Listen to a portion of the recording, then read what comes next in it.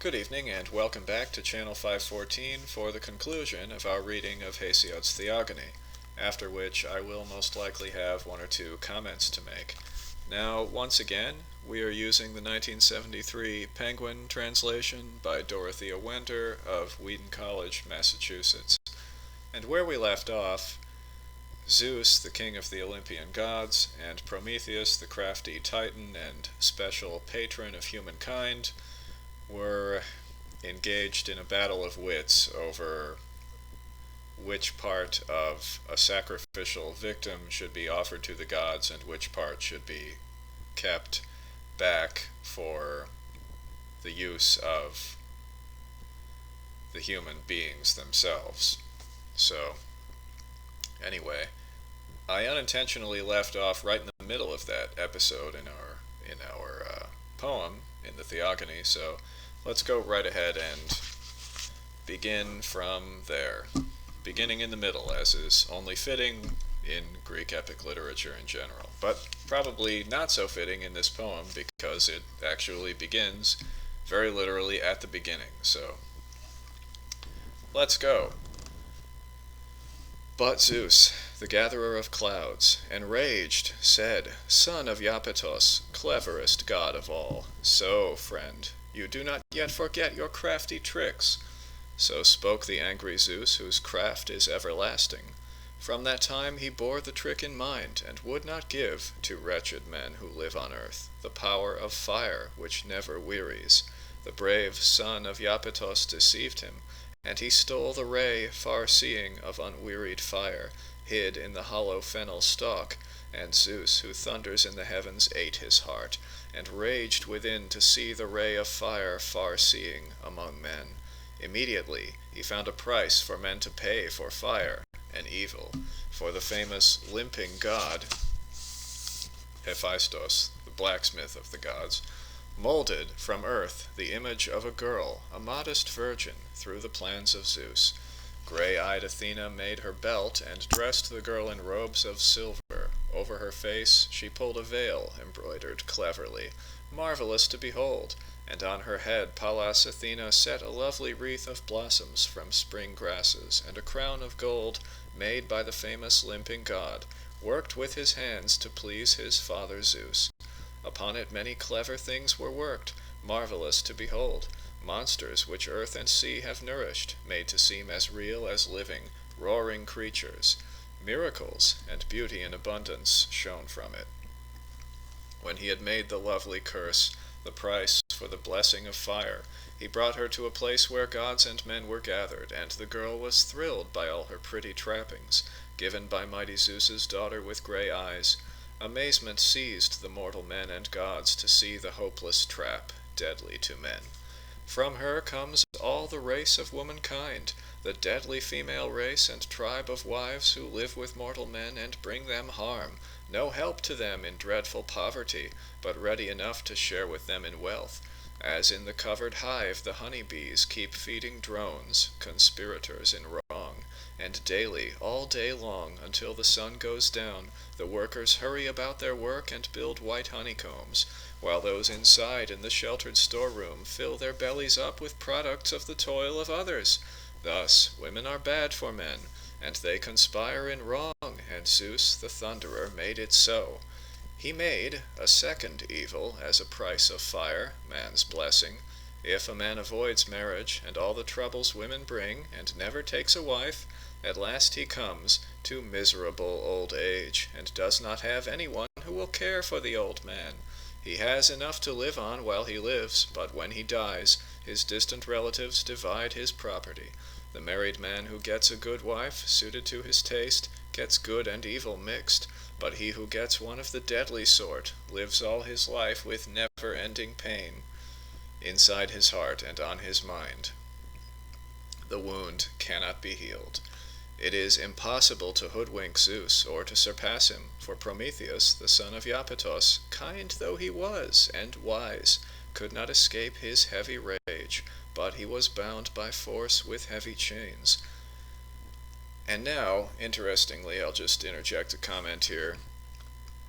We go we go back from this story of ours, which has sort of galloped ahead of itself, to earlier times, to an earlier period in which the Titans and their father Uranos and the giants, etc., and the Olympians are still at odds with each other. So let's go ahead. When Uranos was angry with his sons, Kotos, Gues, and Briareos, at first he bound them up in cruel bonds, because he envied them their looks and size and overwhelming masculinity. He made them live beneath the broad-pathed earth, and there they suffered, living underground farthest away at great earth's edge. They grieved for many years with great pain in their hearts. The son of Cronos and the other gods whom fair-haired Rhea bore to Cronos took Gaia's advice and brought them back to light. She told them everything.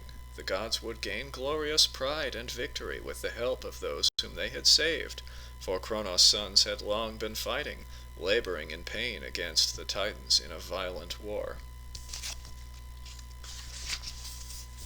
From tall Mount Othrys came the Titan lords, and from Olympus those who give us all, whom fair-haired Rhea bore after she lay with Cronos. They had anger in their hearts and fought continually for 10 full years, with no release nor end to the harsh strife for either side. The winning of the war was balanced evenly between the two. But when the sons of Uranos received, fittingly, nectar and ambrosia which the gods themselves consume, their spirits rose proud in their breasts. And then the Father of gods and men spoke to them, "Hear me, glorious sons of Uranos and Gaia, while I speak as my heart tells me to. For many years the sons of Cronos and the Titan gods have been at war, fighting for victory and power.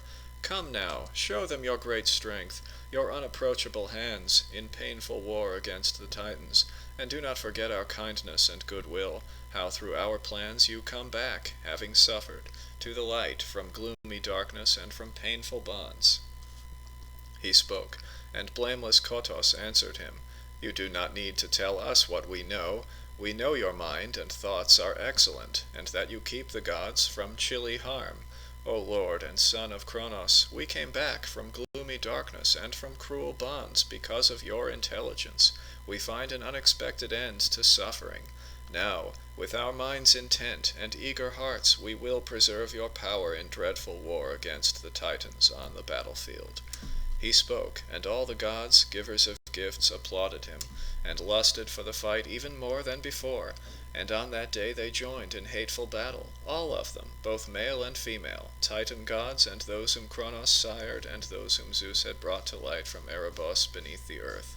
Strange, mighty ones whose power was immense, each with 100 arms, darting about, and each had 50 heads standing upon his shoulders over the crowded mass of arms.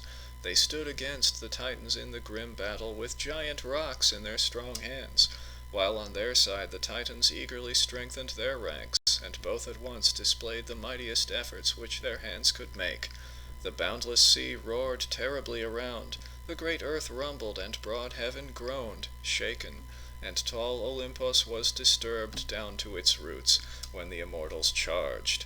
The heavy quaking from their footsteps reached down to dark Tartarus, and piercing sounds of awful battle and their mighty shafts. They hurled their wounding missiles, and the voice of both sides, shouting, reached the starry sky, and when they met their alale was great. Then Zeus no longer checked his rage, for now his heart was filled with fury, and he showed the full range of his strength. He came from heaven and from Olympus, lightening as he came, continuously. From his mighty hand the bolts kept flying, bringing thunderclaps and lightning flashes, while the holy flame rolled thickly all around. The fertile earth being burnt, roared out. The voiceless forest cried and crackled with the fire. The whole earth boiled, and ocean streams, and the unfruitful sea. The hot blast reached the earth-born Titans. Flame unspeakable rose to the upper air, the flashing brightness of the thunderbolt, and lightning blinded all, however strong. The awful heat reached chaos. To the ear it sounded, to the eye it looked as though broad heaven were coming down upon the earth, for such a noise of crashing might arise if she were falling, hurled down by his fall. Just such a mighty crash rose from the gods meeting in strife. The howling winds brought on dust storm and earthquake, and the shafts of Zeus, lightning and thunder and the blazing bolt, and carried shouting and the battle cry into the armies, and a dreadful noise of hideous battle sounded, and their deeds were mighty, but the tide of war was turned. Until that moment they had kept it up continually in the long, hard fight.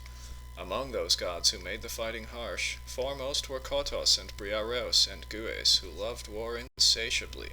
With their strong hands they hurled 300 rocks in quick succession. With their missiles they overshadowed the Titans, put them down in everlasting shade.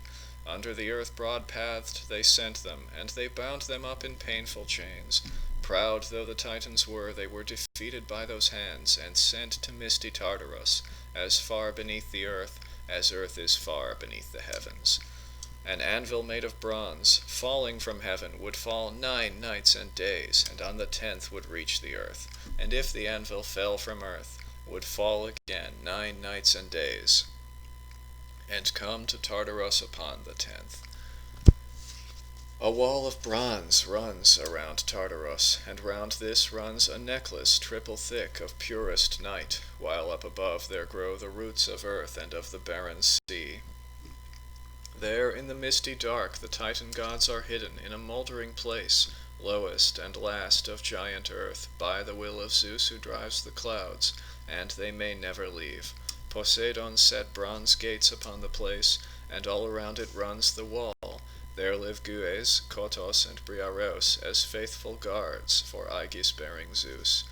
And there, in order, are the ends and springs of gloomy earth and misty Tartarus, and of the barren sea and starry heaven, murky and awful, loathed by the very gods. There is the yawning mouth of hell, and if a man should find himself inside the gates, he would not reach the bottom for a year. Gust after savage gust would carry him now here, now there. Even the deathless gods find this an awesome mystery. Here too is found the fearsome home of dismal night, hidden in dark blue clouds. Before her house the son of Iapetos, unshakable, holds up broad heaven with his head and hands untiring, in the place where night and day approach and greet each other, as they cross the great bronze threshold. When the one goes in, the other leaves. Never are both at home, but always one, outside, crosses the earth. The other waits at home until her hour for journeying arrives.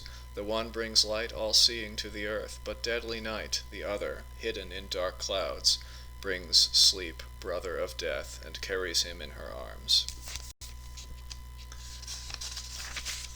There live the children of dark night, dread gods, sleep and his brother death. The shining sun has never looked upon them with his rays, not going up to heaven, nor coming back. The one of them is kind to men and goes peacefully over earth and the sea's broad back. The other's heart is iron, in his breast is pitiless bronze. If he should touch a man, that man is his, and even to the gods who are immortal, death is an enemy. There, further on, the echoing mansion stands of mighty Hades, god of the lower world, and feared Persephone. A monstrous dog stands pitiless guard in front with evil ways. He wags his tail and both his ears for all who enter, but he will not let them go. Lying in wait, he eats up anyone he catches, leaving by the gates of strong Hades and greatly feared Persephone. There lives the goddess hated by the gods, terrible Styx, the daughter oldest born of Ocean, who flows back upon himself. Far from the gods, she has her famous home, roofed over with great rocks, and all around fixed firm with silver pillars reaching up to heaven. Seldom does swift Iris come, daughter of Thaumas, over the sea's broad back to bring a message. But sometimes, when fights and quarreling arise among the gods, and some one of the gods who have their homes on Mount Olympus tells a lie, then Zeus sends Iris with a golden jug to fetch the sacred stuff by which the gods swear an oath, the famous chilly water which flows down from the high precipice. Through the black night far under broad-pathed earth, from the holy stream a branch of ocean flows. 1/10 of him is given to her. Winding about the earth and broad back of the sea, he has 9 streams with silver eddies, and he falls again into the salty main. Only this one flows from a rock, great burden to the gods. For if one of the gods who hold the peak of snowy Mount Olympus swears an oath and makes libation falsely, He must lie unbreathing for the period of a year. No nectar or ambrosia can be his. He lies without a breath, without a voice, covered in bed, hidden in evil trance. But when his long year of disease is done, another, harder trial waits for him. The gods who are forever shut him out 9 years. He never joins their banqueting or councils 9 full years. But in the 10th he enters the assembly of the gods immortal who possess Olympian homes. Such is the oath the gods have fixed, to swear on the primeval water of the Styx which never fails, but leaps out from the rocks. And there in order are the ends and springs of gloomy earth and misty Tartarus, and of the barren sea and starry heaven, murky and awful, loathed by the very gods. There are the shining gates, the threshold, bronze, unshakable, whose roots are infinite, forever fixed, for bronze grows in that place. And further on, apart from all the gods, the Titans live, out beyond chaos's gloom. The famous allies of wide thundering Zeus, Kotos, and Gues have their dwelling place at ocean's source. But brave Briareos was made the son-in-law of him who roars deeply, the shaker of the earth. He gave his daughter Cumopolea as his bride. After Zeus drove the Titans out of heaven, vast earth loved Tartarus and bore a child, her last, through golden Aphrodite's work, Tuphoios, mighty god whose hands were strong and feet untiring. On his shoulders grew 100 snaky heads, strange dragon heads with black tongues darting out. His eyes flashed fire beneath the brows upon those heads, and fire blazed out from every head when he looked round. Astounding voices came from those weird heads, all kinds of voices, sometimes speech which gods would understand, and sometimes bellowings as of a bull let loose, enraged and proud, sometimes that of a ruthless lion, then sometimes the yelp of puppies, marvelous to hear, and then sometimes he hissed and the tall mountains echoed underneath. Surely that day a thing beyond all help might have occurred. He might have come to rule over the gods and mortal man, had not the Father of gods and men been quick to see the danger. But he thundered mightily and fiercely, and the earth rang terribly. Broad heaven above, the sea and ocean streams and Tartarus resounded. As the Lord arose, mighty Olympus shook beneath the immortal feet, and earth gave out a groan. The purple sea was seized by heat from both, from thunder and from lightning, and from fire the monster bore, the burning hurricane and blazing thunderbolt. The whole earth boiled, and heaven and the sea. The great waves raged along the shore at the immortal's charge, and endless quakes arose. Hades, the lord of dead men down below, trembled for fear, and the Titans, they who live with Kronos down under Tartarus, shook at the endless din and fearful battle. Zeus raised up his strength, seizing his arms, lightning, the blazing bolt, and thunder, leaped down from Olympus, struck and burned the dreadful monster's ghastly heads. He lashed him with a whip and mastered him, and threw him down all maimed, and great earth groaned. A flame leaped from the lightning-blasted lord when he was struck on the jagged mountainside. Great earth was widely scorched by the awful blast, and melted as tin melts when, skilfully, men heat it in the hollow crucibles of iron, which is strongest of all things, but can be conquered by the blazing fire in mountain hollows in the holy earth, and melts under Hephaestus' clever hands.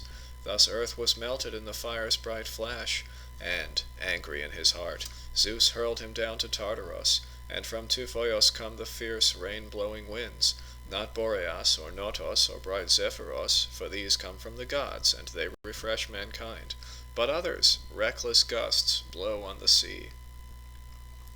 Some fall upon the misty sea and bring calamity to men. As evil storms they rage. Each blows in season, scattering ships and killing sailors. Men who meet with them at sea have no defense against their power, and sometimes over the vast and blooming earth they blast the lovely fields of earth-born men, and fill the land with dust and dreadful noise. But when the blessed gods had done their work, and forcibly put down the Titans' claim to honor, they fulfilled earth's plans and urged far-seeing Zeus, Olympian, to rule and be the king of the immortals. Thus he gave out rank and privilege to each.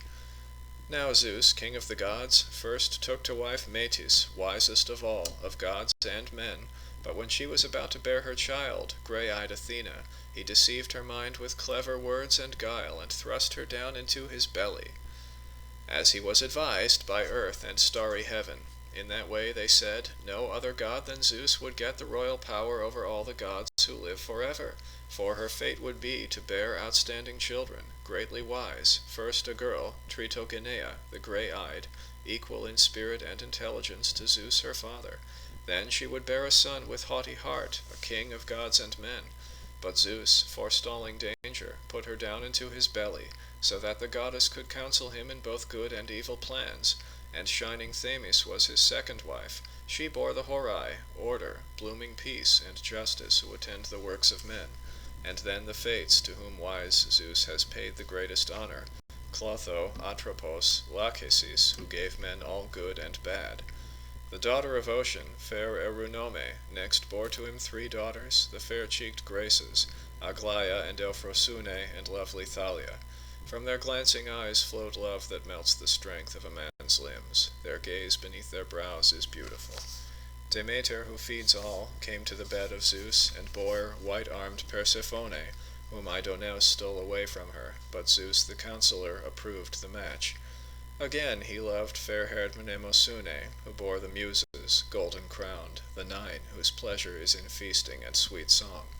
And Leto joined in love with Zeus, who holds the Aegis, and the offspring which she bore were lovelier than all the sons of heaven, Apollo and the huntress Artemis. Last he took blooming Hera for his wife, uniting with the king of gods and men. She gave him Hebe and Ares, and she bore the goddess Eileithyia to her mate.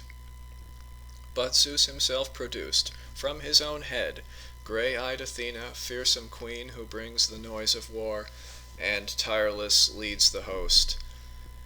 She who loves shouts and battling and fights. Then Hera, angry, quarreled with her mate, and bore, without the act of love, a son Hephaestus, famous for his workmanship, more skilled in crafts than all the sons of heaven. Amphitrite, and he who shakes the earth, the crashing god, produced a mighty son, wide-ruling Triton, he who holds the deep, a fearsome god who lives in a golden house beside his mother and the Lord his father. And to Ares, who pierces shields, Cutherea bore terror and fear, dread gods who come with Ares, sacker of towns, and spread confusion in the close-packed ranks of men in numbing war. Then Cutherea bore Harmonia, bold-hearted Cadmos' wife, and Maia, daughter of Atlas, came to Zeus and to his holy bed, and bore to him glorious Hermes, herald of the gods. Semele, Cadmos' daughter, lay with Zeus, and bore to him a brilliant son, a god, glad Dionysos, mortal though she was, and now they both have joined the ranks of gods. Alcmene, lying in love with Zeus, who drives the clouds, gave birth to Heracles the strong. The famous limping god Hephaestus made Aglaia, youngest Grace, his blooming wife, and golden Dionysos took to wife the fair-haired Ariadne, Minos' child. The son of Cronos saved her from death and age. And then strong Heracles, the glorious son of trim-ankled Alcmene, at the end of all his painful labors, made his bride Hebe, the modest child of mighty Zeus and golden-slippered Hera, on snow-clad Olympus. Happy god, for he has done his great work, and he lives among the gods, forever young, forever free from pain. The famous daughter of Ocean, Perseis, bore to her mate untiring Helios, Circe, and King Aietes. He, the son of Helios, who brings light to mortal men, was married to Idyia, the fair-cheeked daughter of Ocean, Earth's last stream. By will of the immortals, and subdued by love through golden Aphrodite's work, she bore to him Medea with the graceful feet. And now, farewell, Olympians, and you islands and continents and salty sea. Now sing, Olympian muses, daughters of Zeus who holds the Aegis. Sing the company of goddesses who lay with mortal men and bore them children who were like the gods.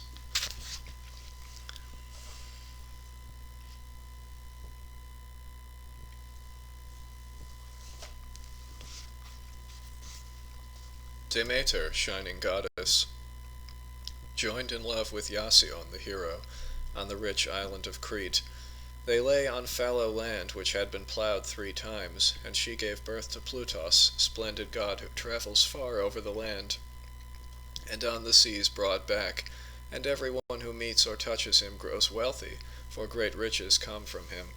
To Cadmos, golden Aphrodite's child, Harmonia was married, and she bore Ino and Semele, and the fair-cheeked Agave, and Autonoe, the wife of Aristaios with the flowing hair, and Polludoros in high-towered Thebes.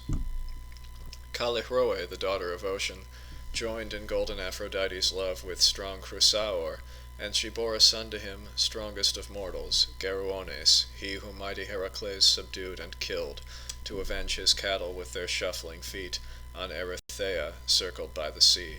And to Tithonus Eos bore two sons, Memnon, the king of Ethiopia, bronze-helmeted, and Lord Amathion. To Cephalos she bore a brilliant son, strong Phaethon, a man much like the gods, when he was young and had the fragile bloom of glorious youth, and tender, childish mind. The laughter-loving Aphrodite seized and took him to her shrine, and made him serve as temple-keeper, bright divinity. And by the will of the immortal gods, the son of Aeson took Aietes' child from her father, King Aietes, loved by Zeus. The great king, overbearing Peleus, outrageous, proud, and vicious, ordered him, the son of Aeson, to accomplish tasks, great, painful labors, but he finished them, and having labored long, the job complete, he came to Iolcos in his speedy ship, and made the bright-eyed girl his blooming wife. Subdued by Jason, shepherd of the folk, she bore Medeos, and the boy was raised by Charon, son of Philura, in the hills, and so the will of great Zeus was fulfilled. A daughter of the old man of the sea, Psamathe, shining goddess, through the work of golden Aphrodite, fell in love with Iacchos, and Phocos was her child. And Thetis, another child of Nereus, the silver-slippered goddess, was subdued by Peleus, and she bore to him lion-hearted Achilles, breaker of men. And fair-crowned Cytherea felt sweet love for the hero Anchises, and she lay with him and bore Aeneas on the mountain-top, in Ida with its many wooded clefts. And Circe, daughter of Helios, the son of Hyperion, loved Odysseus, patient-souled, and bore great good Latinus and Agrios, and they in the midst of holy islands ruled the famous Tursanians, so far away. Calypso, shining goddess, felt sweet love for Odysseus, and lay with him, and bore to him Nausithoos and Nausinoos, two sons. These are the goddesses who lay with men and bore them children who were like the gods. Now sing of women, muses, you sweet-voiced Olympian daughters of Aegis-bearing Zeus. So, our story breaks off there. But, anyway, that's Hesiod's Theogony. And let's just see if I want to make a comment or two now that we are just a little short of a half hour here. Well, I don't necessarily want to point anything special out here, besides the fact that while this poem is not all that obscure, certainly not obscure by any means, it's also not as well known as a lot of other, or some other, important works of Greek literature, like the Homeric epics or the great tragedies, etc., Plato's dialogues. So, anyway, but at the same time, much of its content is actually more familiar, even to someone who's never heard of the poem itself, than at first seems to be the case, because it is our major source for so many of what are considered among the most canonical traditions of classical mythology. So that would be my major comment about the Theogony with which to close. Another would be the comments about Pandora and the nature of woman as an affliction to man, etc., etc. It's sort of interesting, I think, to contrast that, if you like, if you care at all, with the account of the creation of man and woman in Genesis, and how Adam says in Genesis, "Here is bone of my bone and flesh of my flesh," etc., and so she is a helpmeet to him, whereas in the Theogony she's an affliction to him. Pandora is an affliction to man. and the poet only grudgingly admits that she is a helpmeet in any way because he seems to feel that the affliction part of the equation greatly outweighs the helpmeet part of the equation. But anyway, that is an important idea in the Theogony that for which Hesiod is often cited. So, however you feel about it, it's an outstanding feature of this work. So, anyway, I guess that's enough. So, thanks for joining me on this. I'm really starting to fall asleep now. So, anyway, so thanks again, and I'll be seeing you soon. Thanks also, and a special greeting to our to anyone who's subscribed recently and anyone who's viewing the channel for the first time. That is very much appreciated. So thanks again, and take care, and I'll be seeing you soon.